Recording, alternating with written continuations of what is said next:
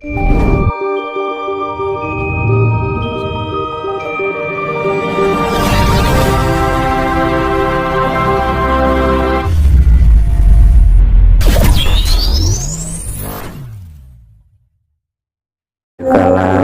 nyadran itu perbuatan musyrik, itu pernyataan yang keliru, Romo.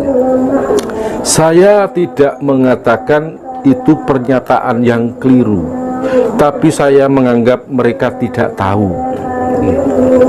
Jadi karena mereka tidak melihat sisi budayanya, tidak melihat sisi baiknya, dia hanya mengukur di tanah sana tidak ada, karena itu memang bukan budaya Arab. Jadi segala sesuatu yang tidak ada di Arab dianggap musyrik, dianggap syirik. Sedangkan dari orang Jawa itu mempunyai keyakinan sendiri. Ayolah kita tetap berpegang teguh kepada ajaran Rasul dalam ukuran sukmawi, tapi ikuti ajaran leluhur untuk ukuran duniawi. Makanya jangan heran kalau sekarang banyak musibah, banyak terjadi peristiwa. Ini masih akan datang lagi. Banjir bah akan terjadi lagi, banjir bah atau banjir besar yang tidak tahu entah ini air dari mana. Tanda-tanda alam sudah mengatakan itu. Saya tidak berani memastikan ini akan terjadi, tapi ini adalah mengapa? Karena ini adalah rahasia alam, tapi ini akan terjadi. Maka saya mohon kepada panjenengan, saudara-saudaraku dimanapun panjenengan berada, ayo waspada, hati-hati, tetap memohon perlindungan kepada Allah Subhanahu wa Ta'ala. Jangan sampai keluarga kita, saudara kita ikut di dalam bagian yang tertimpa musibah serta bencana itu. Jauhkanlah panjenengan bersama keluarga menjadi keluarga yang tentram, damai, tidak ada gangguan apapun. Berarti seperti kasus kemarin, Rob, rentetannya macam-macam. Jadi Februari, Maret, April hanya berkalang 4 bulan. Romo, ini saya mau bertanya, ini kami juga masih bertanya-tanya terus, apa sih perbedaan antara nasib dengan takdir?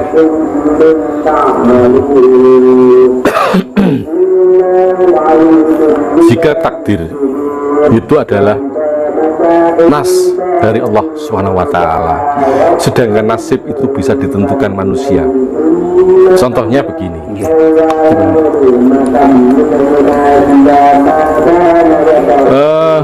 ketika kita ditakdirkan oleh Allah untuk menjadi begini, maka dengan berbagai upaya pun, katakan umpamanya takdir dadi wong sugih, malang migungo tetap jadi wong sugih, brewu. Nah, sedangkan kalau nasib ini untung-untungan, artinya begini, mendapatkan harta karena warisan. Nah, dia mau apa? Kalau dia mau mempertahankan nasibnya sebagai orang yang berpengaruh, orang yang bisa mengelola keuangan peninggalan orang tua tersebut, maka bisa jadi orang tersebut bertahan menjadi kaya. Tapi kalau dihambur-hamburkan tidak mau bekerja, ya sudah, habislah dia, menjadi kembali rakyat jelata. Nah, makanya ada kalimat merubah nasib. Nah, merubah nasib itu bisa diupayakan dengan catatan kemantapan dan dibekali dengan keimanan yang kuat. Tidak hanya sekedar merubah hanya dengan rencana tidak akan terjadi. Nasibku kok elek banget aku tak nyambut gawe ning Singapura, ya kan? Akhirnya di sana mendapatkan pundi-pundi dolar, dimanfaatkan menjadi pengusaha di daerah kelahirannya. Nasibnya berubah. Itu bukan takdir ya Romo ya? Nah, kalau takdir itu atas kehendak ilahi. Tapi kalau nasib ini usaha, tentu saja takdir tetap berperan. Takdir tetap berperan di sini. Jadi antara kaya, miskin itu menurut pandangan Romo, takdir apa nasib? Tergantung. Jadi bagaimana mensikapinya. Jika memang orang tersebut ditakdirkan untuk menjadi kaya, bagaimanapun dia berulah, maka tetap akan kaya. Tapi ketika takdir ini berkata lain, kamu tidak layak menjadi orang kaya, meskipun sudah kaya akan jatuh. Gitu. Sekarang gini Romo, untuk lebih detailnya Romo, apa sih penjelasan dari takdir manusia itu Romo? Takdir manusia adalah suatu nas dari Allah Subhanahu wa Ta'ala, bahwasanya kamu ditakdirkan sebagai manusia yang bisa berguna untuk sekelilingmu. Kamu ditakdirkan sebagai manusia untuk memimpin umatmu. Kamu ditakdirkan sebagai manusia untuk menjadi pelengkap isi dunia. Nah, contoh gini,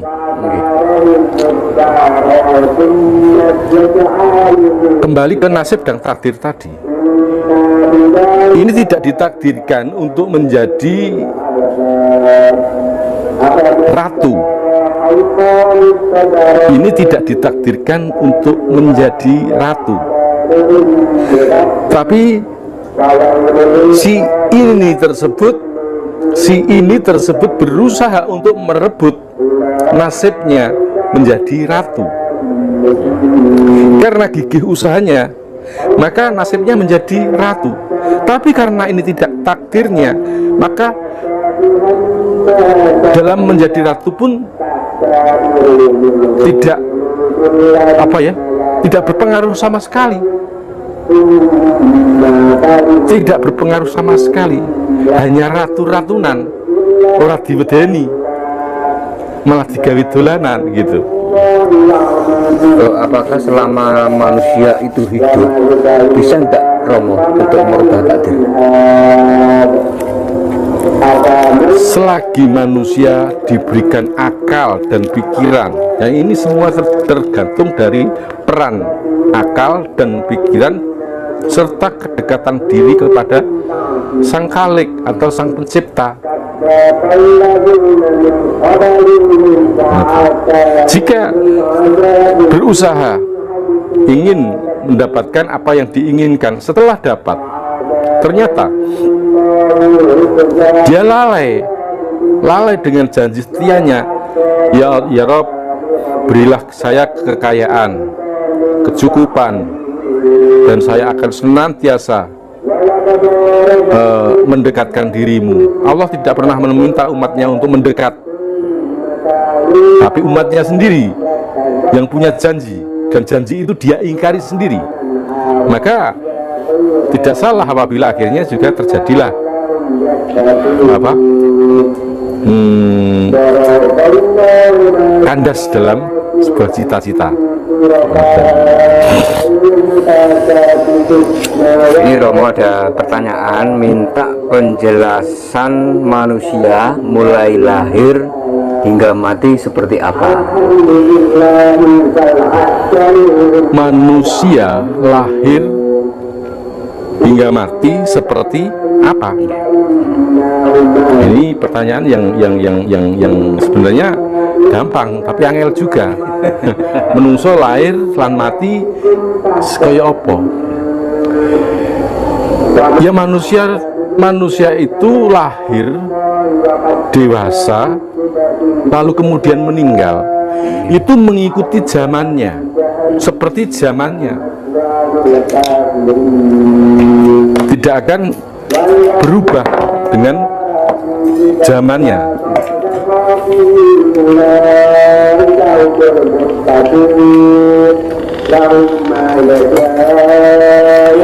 Misalkan zaman milenial, maka kita disebut orang milenial.